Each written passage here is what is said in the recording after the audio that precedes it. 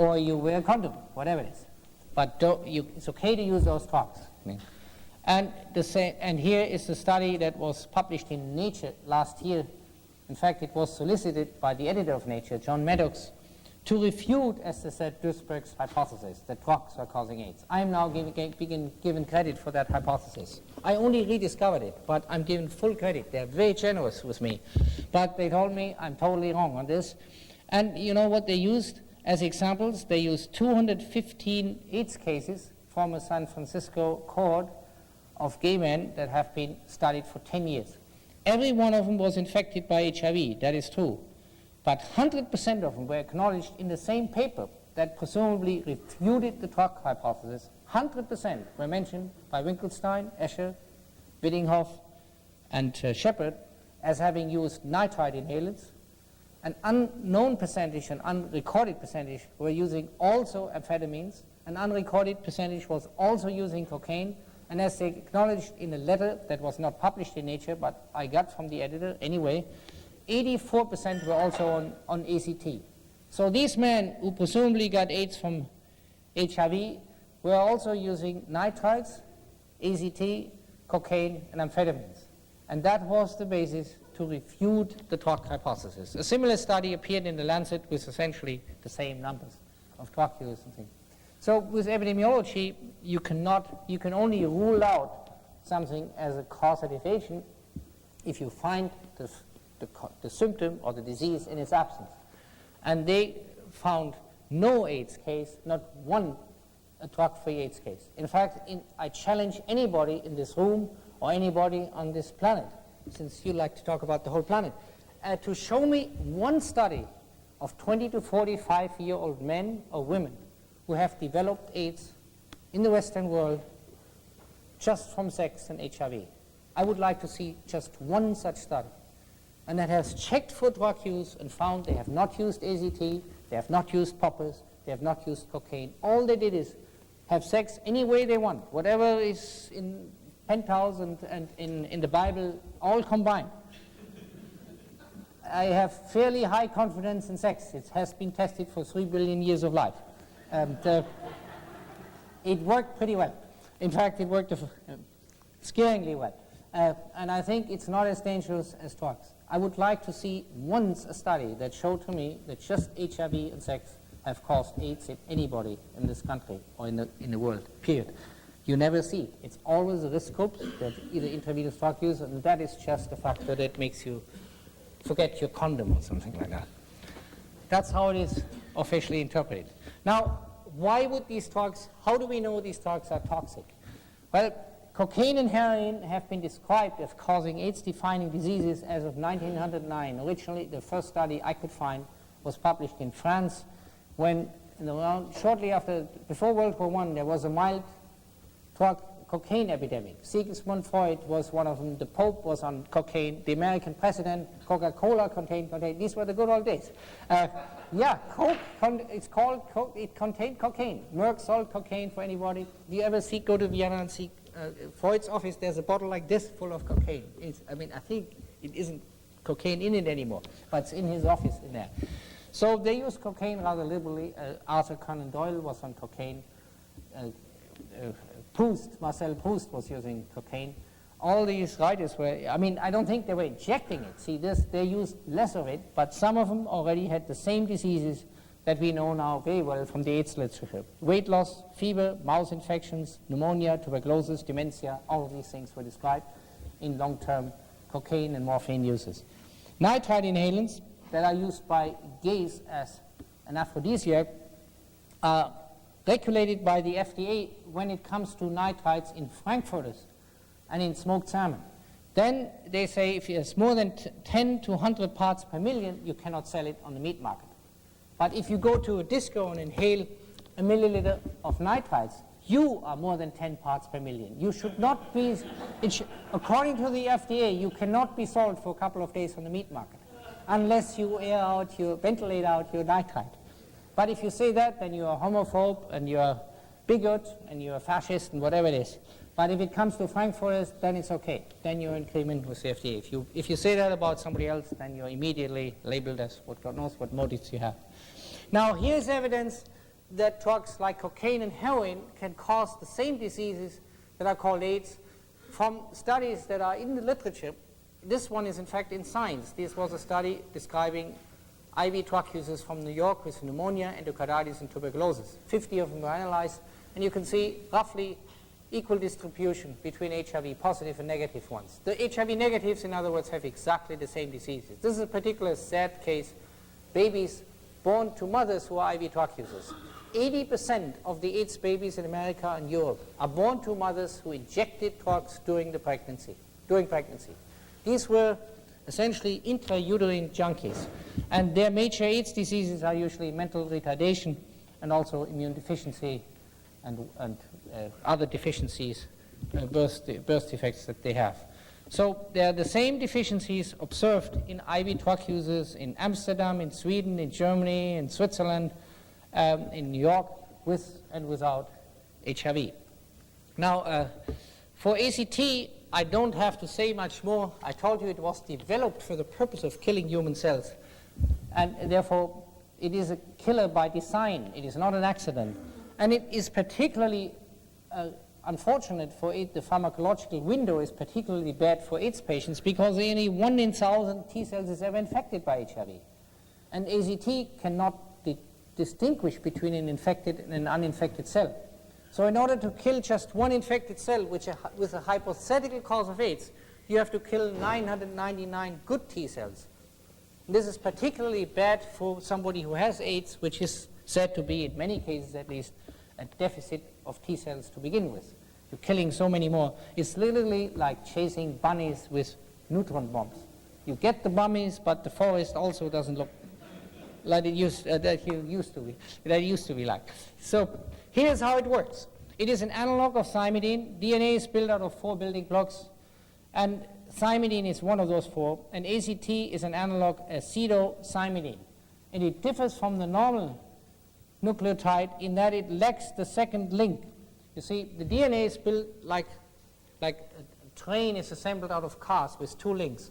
And this one has only 1 link. It lacks that second link. Therefore, the train stops right there. Wherever ACT goes in there, the DNA stops, and when the DNA stops, it's bye-bye planet Earth. Then it's time for the cemetery. So that cell is going to die. And this is how it's working. That is how virtually all chemotherapy is working. In the case of chemotherapy, it's a desperate but rational strategy. You reason, here's a tumor growing in your body faster than anything else. For a while, I'm deciding on trying to stop the tumor by killing all growing cells. That's why there are these terrible side effects. Nausea, hair loss, vomiting, all the effects that you see in AIDS. Anemia, that's the price for chemotherapy. And sometimes it actually works. Very often it doesn't. But in the case of HIV, you are after an unproven enemy, namely HIV, and you're not limiting it to a couple of weeks. You're giving it indefinitely until the patient dies. And when he or she dies, you can easily say it's an AIDS. HIV has killed them because all of these symptoms are said to be AIDS symptoms. They're indistinguishable from ACT toxicity. Weight loss is, anemia is, well, anemia not specifically, but certainly lymphocytopenia. The lymphocytes are killed. The B cells are killed, the hair loss, all of these things, night sweats, all of these are AIDS diseases. So, and in fact, here's to show that I'm not the only one who questions the merits of the toxicity of ACT. I'm studying it. We bought it from Sigma. It's an old biochemical company. And this is for professors and students. They put a warning sign on, a skull and crossbones. They call it the highest label of toxicity. And this is for a 25 milligram bottle. An American HIV-positive male homosexual with antibody against HIV, or even baby or hemophiliac, is prescribed 500 milligrams, 20 times as much daily. If we are working with it, trained molecular biologists, we are getting this label to watch out for AZT spills or toxicity. If you hand it from a birth welcome patient, bottle to an HIV-positive patient, you get 20 times as much per day, and you get a nice picture with some kind of a young man or woman on a mountain bike, and there's a label in the corner that says, putting time on your side. Sometime, I guess you do, yes, but not very much, I assume. And predictably, why? So The drugs and other non-contagious risk factors really resolve all the problems and paradoxa with the AIDS hypothesis. Here, this, I'm sorry to say, this you can hardly read probably. American AIDS is new. I said it, well, you see, here it's new, not because HIV is new, but the drug epidemic that started after the Vietnam War and still keeps going up is new in America and in Europe. And we are paying the clinical price for the drug epidemic in America, that is cocaine, heroin, nitrite inhalants, acid chloride inhalants, and last not least, the poppers. American and European AIDS is primarily male, because male, according to the Bureau of Justice Statistics, males consume 75% of the hard injected drugs, and male homosexuals are virtually the only sexual persuasion of which a minority, and I always have to emphasize that, a minority use nitrite inhalants and other drugs for sex as regularly as aphrodisiacs, namely to facilitate anal intercourse. For other sexual persuasions, the plumbing is designed that you can get the same effects without chemicals. The reason why characteristic AIDS diseases are seen in different risk groups is because different risk groups use different drugs. The nitrite inhalants, nitrites are the best known carcinogens and mutagens, are the earliest explanation for Kaposi sarcoma, and they make a lot of sense to me, and also for pneumonia. They're toxic, they're killing the lung cells, and they're tumorigenic in mice and in animals, and there could be very well a totally sufficient explanation for Kaposi sarcoma. And the 10-year latent period that is observed or claimed to be the time that HIV is needed to make up its mind whether it causes the diseases is essentially the time it takes to accumulate enough toxicity to cause irreversible damage. The human body is designed, permit the expression, to handle a lot of garbage. We have lived in much worse times than we do now in the past. There were no supermarkets 100 years ago. There were no drugstores. There was no running water. And there was no sterilized milk. And there were no doctors. Fortunately, there were also no ECT doctors. But in general, life has constantly improved, and we have lived longer. And we are designed to handle a lot of shit. Even ACT and drugs, we can handle quite a bit, but not for 10 years. Then it begins to add up, and the damage becomes irreversible. And that is the explanation for the long latent periods between, quote, infection and HIV, which is in fact in reality 10 years of drug use. So, well, I don't know whether I should go into this. I could just make I think I could just close here. I would say if the hypothesis that drugs are causing AIDS, AZT, were just given a chance, then and it would be a very testable hypothesis, and it would be very cheap to test. It could be tested in mice, and it could be tested epidemiologically. In fact, it has already been tested epidemiologically. The data that I reported are from the literature. And AIDS, if it could be confirmed, it could be confirmed for a minute fraction of the money spent now on the HIV hypothesis. And education against AIDS now could be put on a new basis. We could say not clean needles will help against drugs, but what's going through the needle is against AIDS, is what's causing AIDS. And I think it could be just as effective as the anti-smoking campaign, which is a rather mild campaign in this country, but has reduced smoking 67% in the last 10 years. And there's one thing that even the kids are listening to nowadays is if you say you get AIDS from this, then they're worried and think about it. If you say you get cancer, that takes 50 years, I don't have to worry about that. But if you tell them you get AIDS, even the kids would listen. If we would just change our message just a tiny bit, not tell them use a clean needle and a condom, but tell them don't inhale nitrites and don't inject cocaine, we could possibly eliminate AIDS in a very short time. I wouldn't say completely, because you never eliminate drug use completely. But ACT could be banned, and the other things could be eliminated very easily, and it could be tested for, as I said, for a couple of $100,000. But with the current ideological climate, this is very difficult to achieve. Thank you for your attention.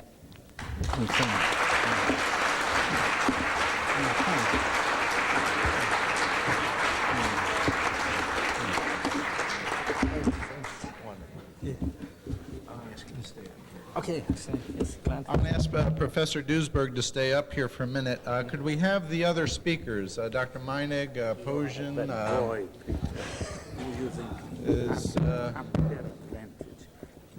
Charlie Thomas, Gaston Naissans, are they here? They don't like that. Yes. Everybody come on up front. It's not it. And we will take a few questions for the Thank you. panel. Yeah, you know, I suspect, I have no idea. It was the juice that caused the Oh, yes. They should be blamed for sure. Yeah. I'm sure they have involved in it. I wouldn't put it past them. Yeah. You want to take this microphone, or you have that? Yeah. Okay. This is that's Charlie Thomas. Yeah.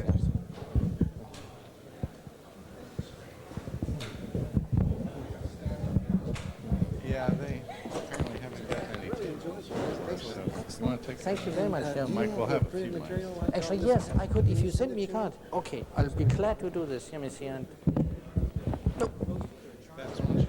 I'll send you bills every month now. Yeah. No, but I'll. Okay. Okay. Okay. It's informed. No, it's a pleasure. You live in. Oh no, you're from Kentucky. Oh, I see. All right. All right. Yeah, sure, it would be a pleasure. Yeah. Well, we can talk some more at the cocktails. You're going to be here. I'll be here. If there's, I don't know whether there's still a debate, but I'll be standing in for one moment. Am I linked to this or not? We can. Okay. Okay. Yeah. I can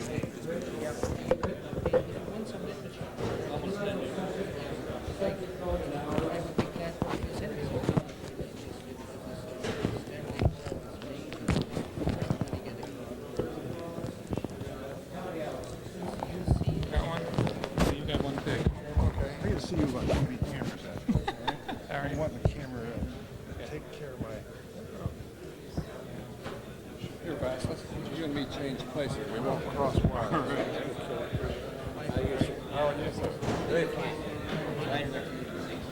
Two gentlemen talk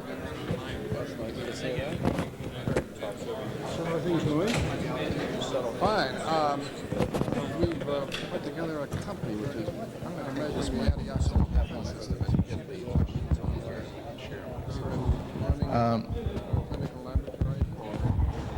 Okay, so that we can get the questions on the tape.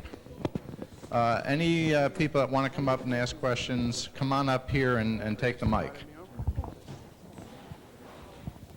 Are you ready?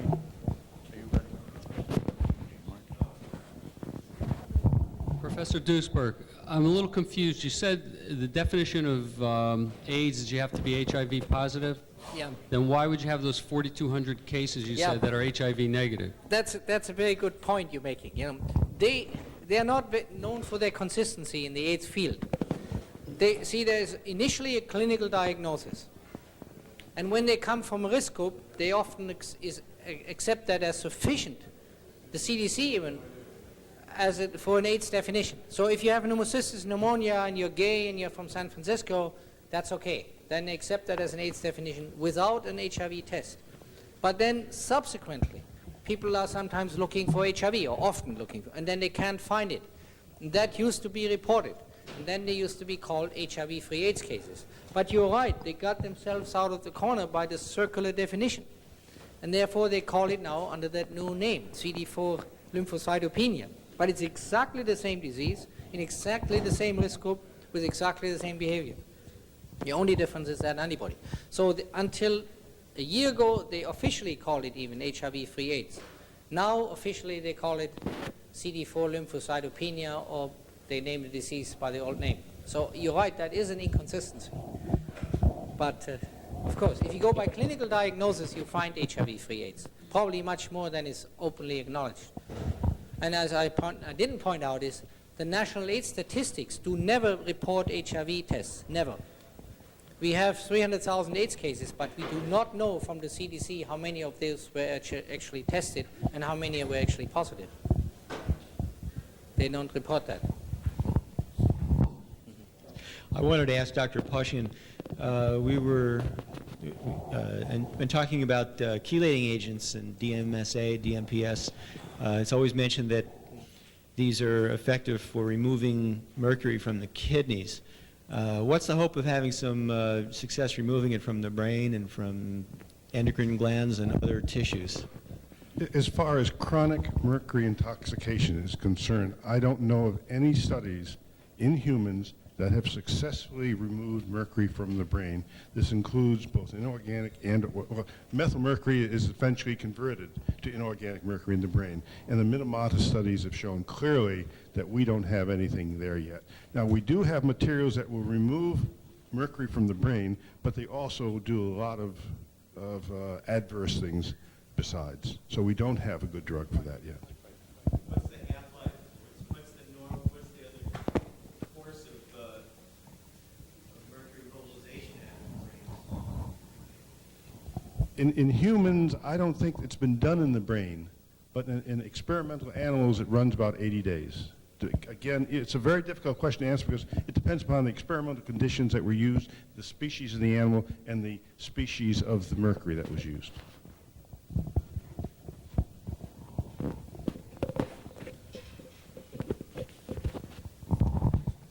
Dr. Poshin, how would you compare the relative toxicities of elemental mercury vapor and methyl mercury? By what route? Elementary mercury you usually get by inhalation into the blood and then to the brain where it's oxidized, as you know, to mercuric form. Methyl mercury is usually taken via fish or via foodstuffs.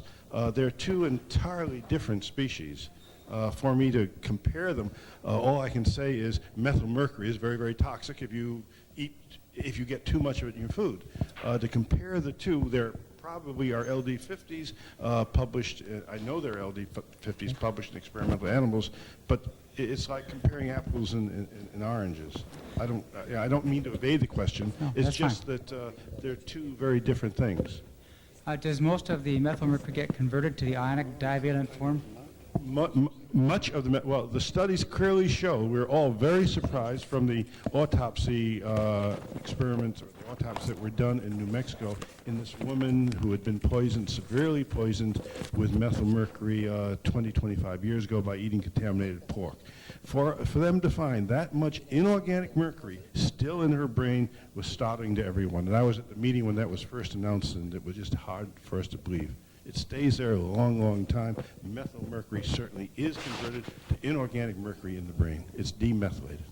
Thank you. Dr. Thomas. Have you checked for glutathione status with your antioxidant studies? We are not measuring glutathione. Glutathione is mostly restricted to cells, and of course it's jam-packed in the mitochondria. And we wouldn't know how to change the glutathione levels in these compartments even if we measured them. So I think we're suffering from a knowledge gap there, at least on our end, perhaps. Sure. What percent of the glutathione is in the mitochondria? Ooh, I don't know. 20% or more of the volume of the cytoplasm is mitochondria, so a goodly fraction could be expected to be there. In the cytosol, it's 5 millimolar. It might be twice or 3 times that concentration in the mitochondria. Okay, thank you.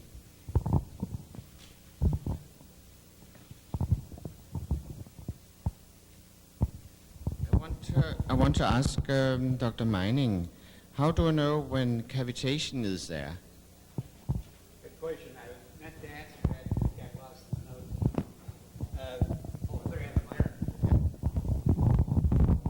notes. I meant to answer that. One of the ways we're finding, of course, X-ray does help show these, but not very often, except that after you get to doing them, you begin to recognize them on X-ray very much more readily than you did before. There are slight changes that appear on most X-ray pictures so that you can see them. But one of the ways it's being used now is kinesiology. I assume most of you know how to do the kinesiology strength test. Put your arm out, have somebody say resist, and they press down on it. What we do is have the patient or somebody else put their finger in the mouth opposite the root of the tooth, as high up onto the buccal gingival tissue as you can get, and start with teeth that you know or assume are pretty healthy, like central incisor that doesn't have a root fill or something of that. And you test each tooth in And each one you say resist and see whether they resist the pressure. If they have a root-filled tooth, if they have an infected tooth, if they have a cavitation, their arm will go boom, like that. It's a pretty good indication. I wouldn't say there aren't some false positives or false negatives occasionally, but even if it was in a in a edentulous area and that person is sick, it wouldn't be bad to even do it if it was exploratory surgery. A lot of surgeons do exploratory surgery all the time and think nothing of it, and yet dentists are a little leery of that. They want to have real concrete evidence. But I think this is pretty good evidence, and I've checked a lot of people now. If you don't know how to do kinesiology, get your wife or somebody else to help you with that, and it's very easy to test it. You do it always first without anything in your hand or anything. Take a lump of sugar and put it in the other hand and test it, and you'll go boom. If you put a paper clip between your front teeth, you'll go boom because the metal across the midline screws up the things between the two halves of the brain. For males, you show them a good picture out of Playboy, they'll go boom. If I may add also to that, it was at Pittsburgh, at our last regional meeting in Pittsburgh, Dr. Bob McMahon did a presentation on this, and he did show, and the videos I think are still available, where he shows a technique to use local anesthetics to localize these as well as using, traditionally using x-rays are hard to see if you look at it in the traditional way, but you can see the majority of these on x-rays if you know how to look for them. But the anesthetic testing is quite specific, and they go through the whole protocol on that audio or video. Well, it'd probably be better to see it on the video. Steve. Excuse me. Dr. Duesberg, my limited experience with male homosexuals who have AIDS is that they all give me a history of long-term use of prophylactic antibiotics in an attempt to prevent recurrent venereal disease. Do you find that at all in your studies? Did I find evidence for long-term prophylaxis with antibiotics? I mean, yes, that is actually mentioned, but it is not recorded frequently and pointed out frequently. You're right. Why do you think that they don't point that out? Yeah, that is a good question. I think because things like Bactrim, which are used a lot prophylactically, are very toxic on a long-term basis and in themselves. Not so much penicillin, but in fact I understand from, again, good connections that sort of the opening drink, happy hour drink in a good bathhouse used to be 10,000 units penicillin and 10,000 streptomycin. For any clean house, that's the free shot you get on the house. I know from personal friends that was offered regularly and freely. Dr. Aposian, we're talking about a half-life of mercury, and somewhere along the way I got the idea that half-life of mercury was 27 years. So the filling you had today, 27 years from now, half of that will still be in your brain. We have no way of determining how much is in the brain. You do DMPS or DMSA and measure that, what you can get out of the urine. For about 6 years or so, I was doing regular EDTA chelation, and I was getting a considerable amount of mercury, as high as, the highest one I got was 683 micrograms of mercury in a 24-hour urine following an EDTA chelation. And that person and another one, I did 30 days of 24-hour urines, and I would see on the first day a high level of, on EDTA, a high level of mercury. The next day would be less and less. By the fourth day, it would be down low enough, below the 50 micrograms per day. Then about 4 or 5 years ago, the level of confidence was not sufficient enough at parts per million to be of any value. Now, I don't know whether this is a conspiracy or not, but all of a sudden, I mean, I have about 6 years of records showing high amount of mercury being taken out of these people. Now we have DMPS, which I've only used for about 6 months. I have here a number of urines, 6-hour urines and some 24-hour urines, some 14-hour urines, and that happened just out of whatever, when they left the samples there anyway.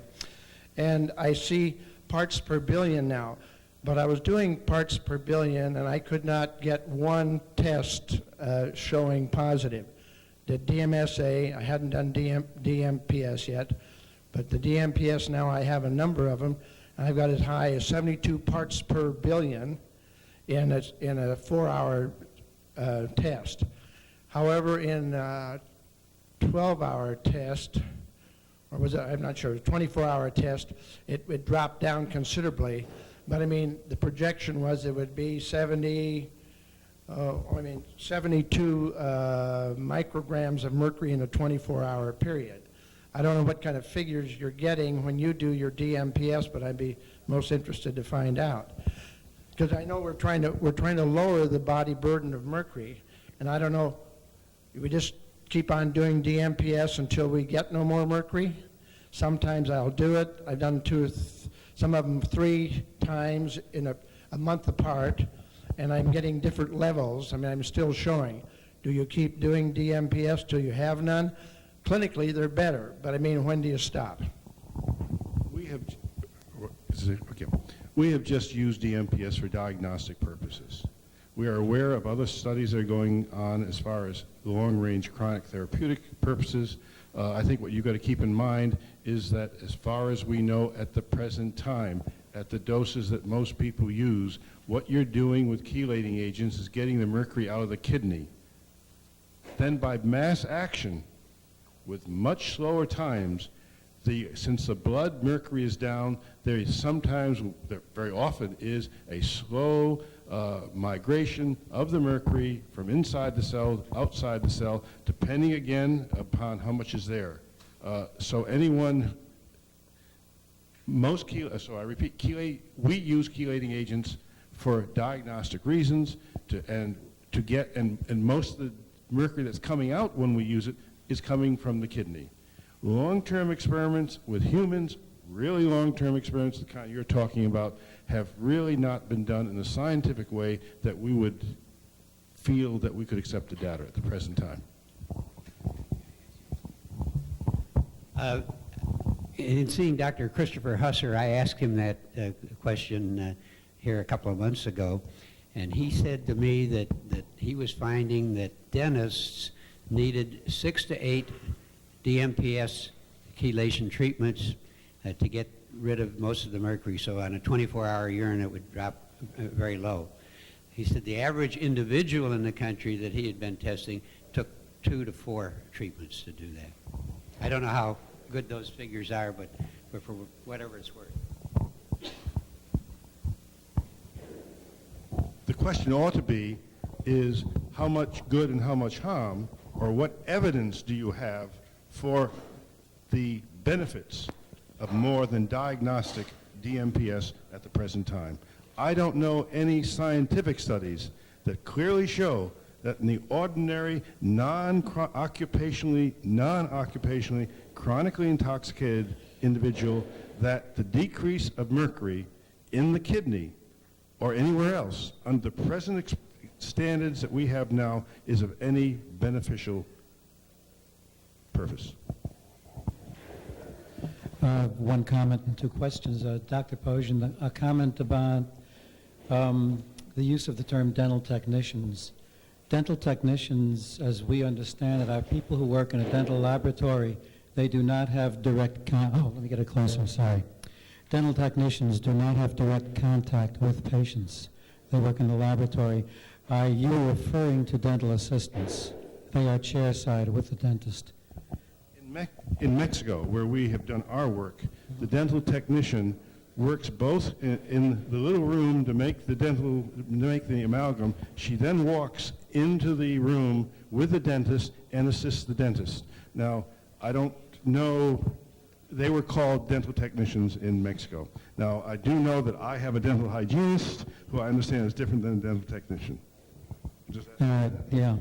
I guess we didn't understand the term then. Because over here, if you're chairside with a dentist, you're called an assistant. A technician is a laboratory technician. Okay, yeah. Still closer. Too close. How's this? I don't hear it at all. This is good? Okay. The The other question is a personal one. I happen to be vegetarian. I would like to take part in the test. It seems I need to eat fish a week before. Is that a requirement? No, the requirement is that no one eat fish 2 weeks. Well, then I can during do the that 2 week easily. period. Do I have to have a would- turkey sandwich? We would, you don't eat turkey either? No, I'm really a vegetarian. I Well, have dairy then we can and let eggs. you go, we can let you fast for an additional 2 hours. We'll let you fast for an additional 2 hours. All right, I'll If you do don't that. mind. I know they have fruit. Yeah, the fruits are it. Okay, now the other question I have is one that anybody could answer perhaps. If mercury doesn't seem to come out of the brain at all, how is it that we often see patients improving from a mental, psychological perspective after removal of mercury, or could it be electrical or electromagnetic? I really should have added something to my talk. My apologies. I just returned from a very small group meeting at the National Institute of Environmental Health Sciences.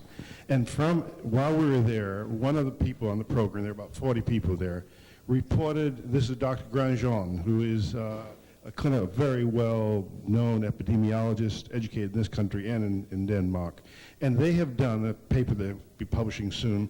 They took 50 people who were coming to the clinic with the complaint that they were not well because of their amalgams, all right?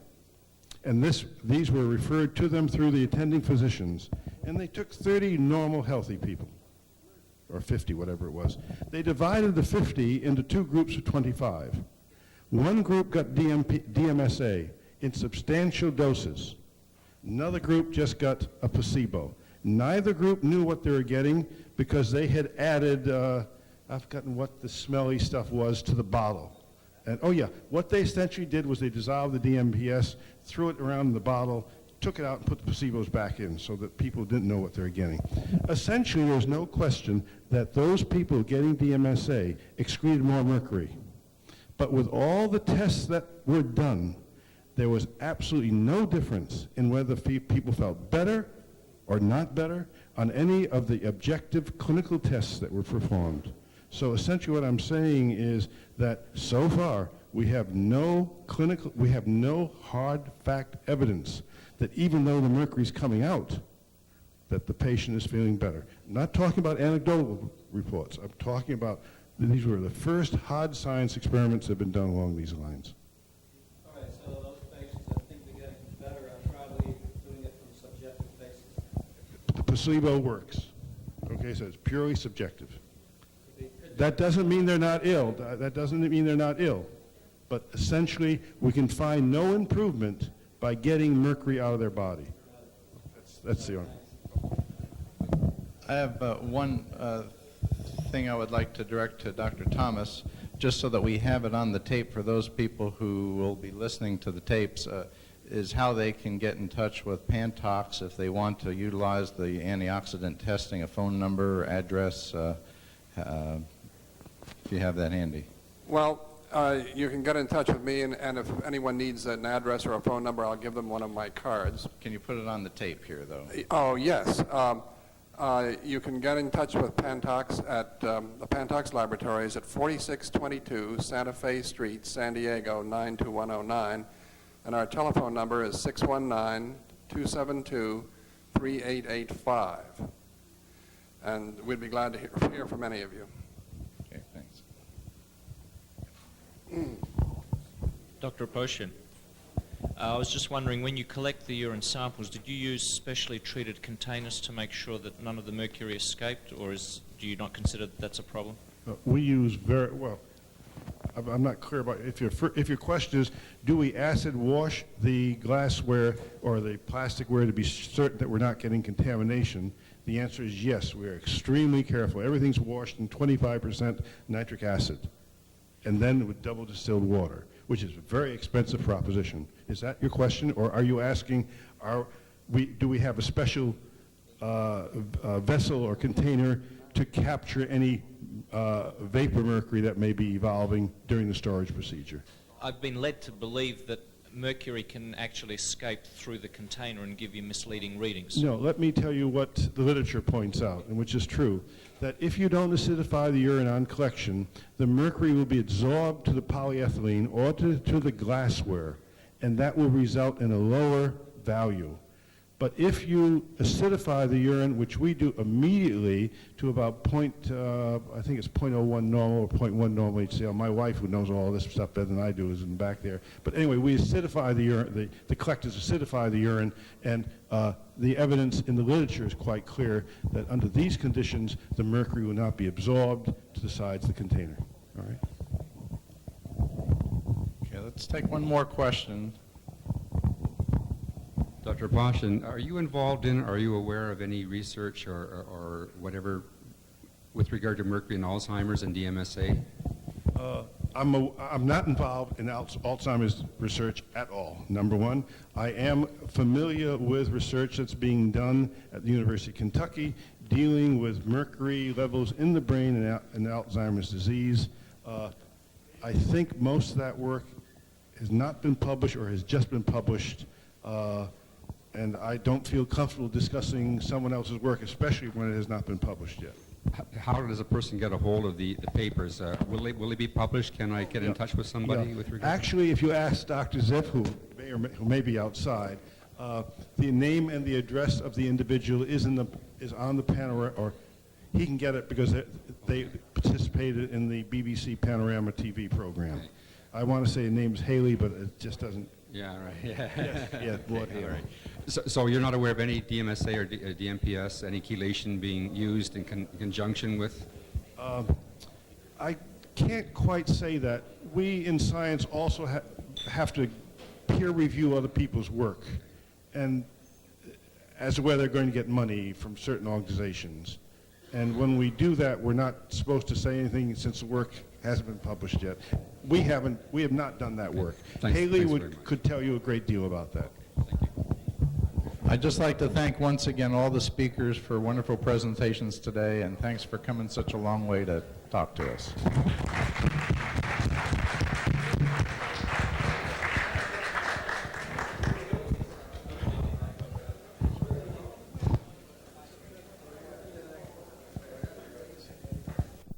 Yes.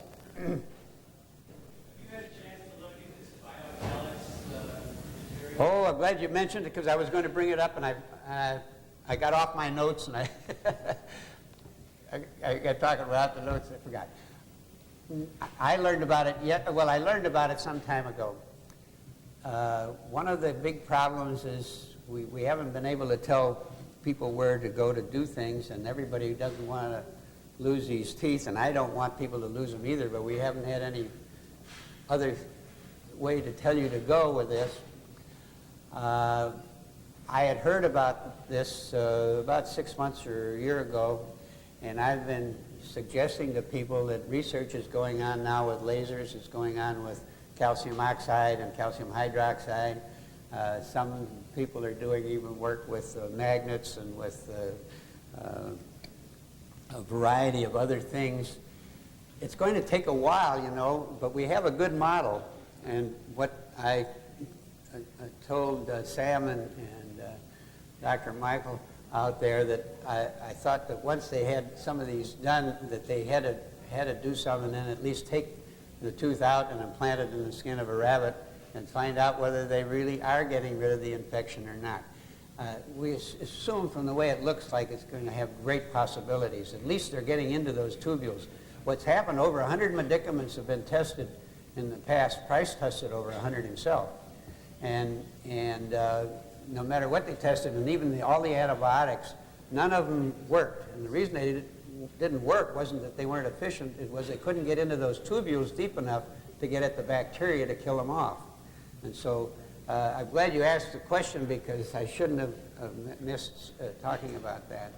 But I don't have a definite answer other than to say it looks favorable, and some of you that want to continue to do root fill teeth, let's try it. Tell the patients you're not sure. The way Coolidge told us, he didn't do what they're doing today. Your endomen today are just saying you have to have that root fill and it's going to work no matter what. And even when it's not working, they tell them that it is working, and that's a travesty. So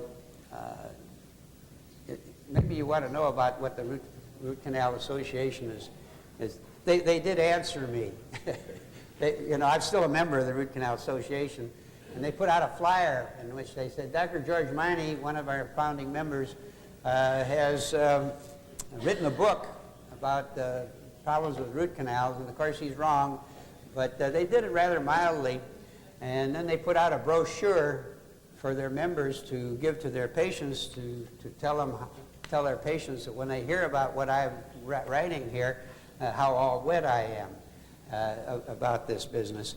Well, I'll tell you that they don't face the issues that are involved here. They did print 18 research articles to try and prove that the focal infection theory was null and void, and how they can even say that when they know that every dentist has to give a patient that has heart problems or had a hip or knee replacement antibiotics.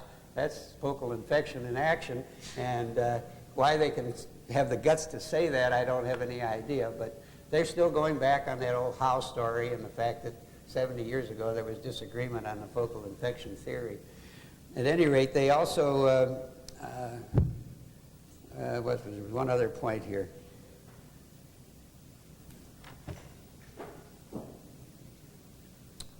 Oh, one of the key points is one I brought up earlier. You know, dentists have such success with healing large abscess areas, large cyst areas, and it's very difficult for them to picture that this tooth can still be infected. But the main thing that they don't face, not a word has been said about the bacteria and dentin tubules. And what they do say about Price, they mention him. They'll say, oh yeah, there was a Dr. Price, and he did some research way back when, and it was old stuff, and there wasn't nothing much to it. They don't say that there was 5,000 animals used in this study. They don't say anything about the bacteria and the dentin tubules. So they're just not facing the issue. And I'm trying to keep peace in the family, because what I want them to do is some research to find out what we can do to sterilize those dentin tubules. So I'm not trying to get mad at them or do things. Any other questions? Yes?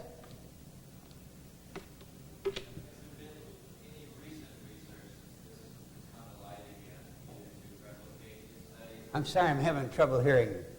Has there been any recent research to try and either replicate his studies or disprove? Hal Huggins is repeating the research. He's using guinea pigs instead of rabbits, and the only reason he's doing that is that rabbits are a larger animal than a guinea pig, and it takes a lot more space, and you know what space costs this day and age. So from a cost effectiveness standpoint, that's it. His preliminary report on that I attended was that the same things happened to the guinea pigs as happened to the rabbits, but after a couple of weeks or so, the guinea pig has a better defense mechanism, and some of them are able to recover from the infections.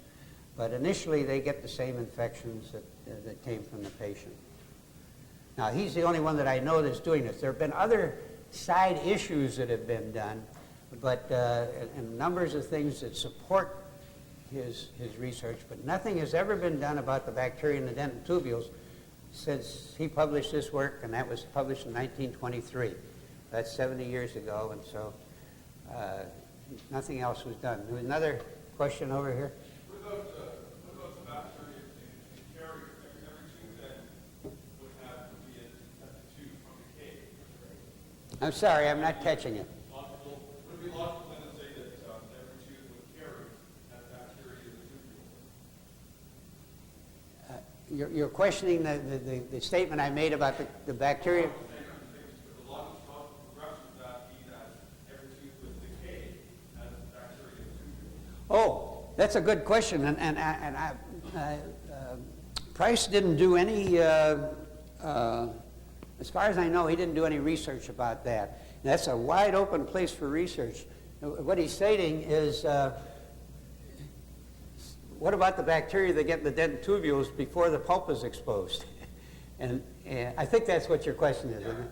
So I don't know the answer to that, although it seems in practice that we have been successful in saving teeth. So I rather suspect that our preparation of the teeth and our sterilization of the cavity has been able to control that in some kind of way. But it's something that has to be investigated. And there isn't any question that we have to do a lot of research here, All I'm doing here is reporting Price's work, because I don't know. This isn't me. This is Price's work. Do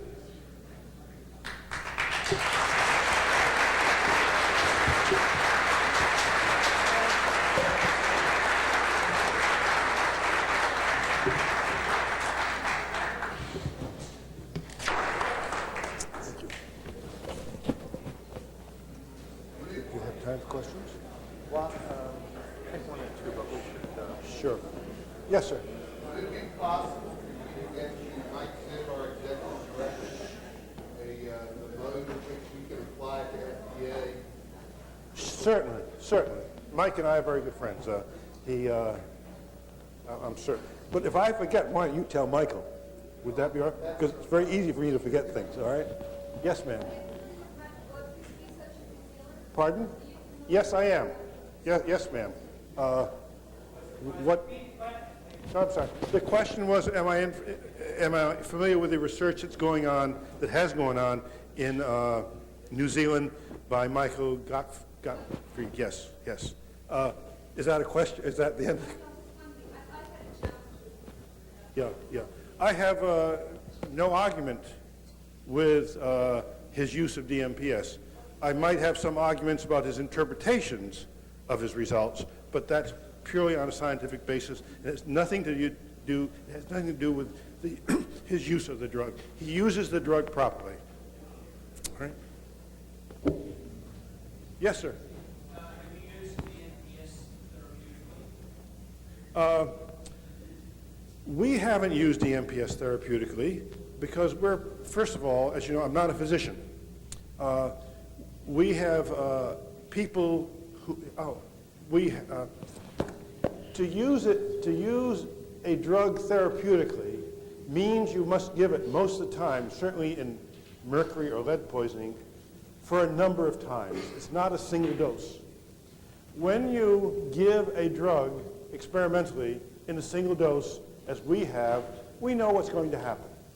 The chances of an adverse reaction are relatively small. When you begin to give it chronically, especially these drugs, you're probably going to have to give them for 30 to 40 days, and unless you're a physician interested completely in just the therapeutic use of it and are willing to spend that time watching these people, you don't want to do it. And we don't want to do it. The right situation has not arisen. We have used another drug therapeutically for lead poisoning because there was good reason to do it. So essentially the answer to your question is, as yet, we have not used DMPS therapeutically. Do we want to? Yes. We've set up already with the Mexican government a protocol, but there are many, the cost of our being around for 40 days, the possibility of something happening when we're not around worries us. The slide that I showed you, I think it's Journal of American Medical Association, I want to say 1988. Campbell's the first author, Clarkson has been used. The Germans have used it, Europe has used it therapeutically for many, many years. Tremendous amount of literature about long-term usage. Yes, sir. Are you aware of any side effects other than ones that you listed? There are many side effects. Well, yeah, that's what I wanted to say. The side effects are usually minor. There's nausea. Some patients have stopped using it when chronic studies have been done because they can't stand the smell of the urine because there's a mercaptan odor, all right?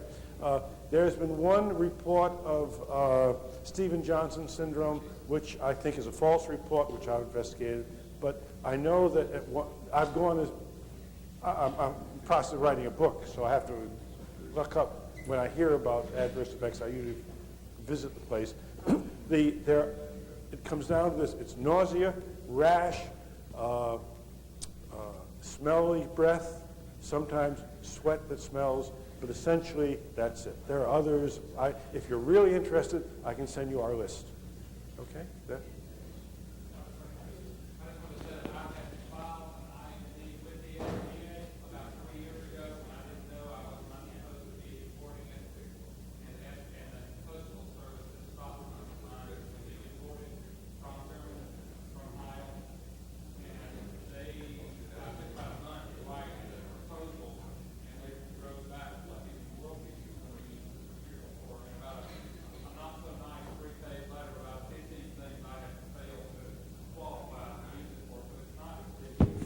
But again, you see,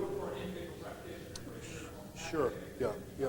When we first put our IND, they sent us a letter with 15 things. Essentially what they say is, you cannot begin this study if we contact you within 30 days. If by 30 days we don't contact you, you can go ahead. And every single study we've ever done, they always have a question.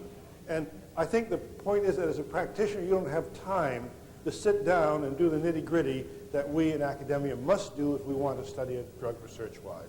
But, and again, I owe you an apology, because I know people call me and ask me, will you help me with their with my FDA IND? And most times I'll say no, because I have other things to do. But when I meet someone now, I know you, there's no way I can say no to you over the telephone. All right, so my apologies.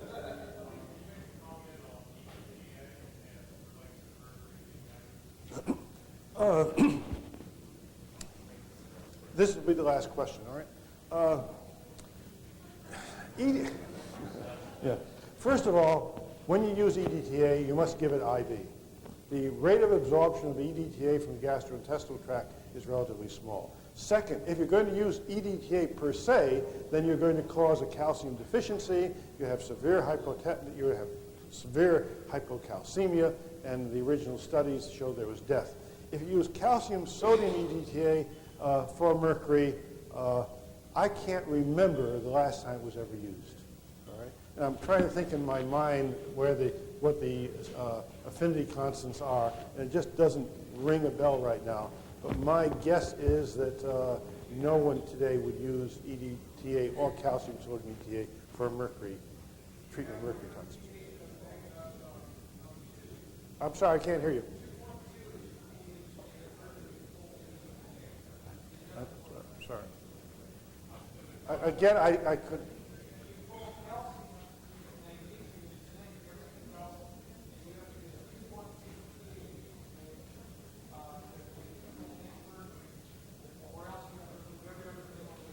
Okay. It's easier to, yeah.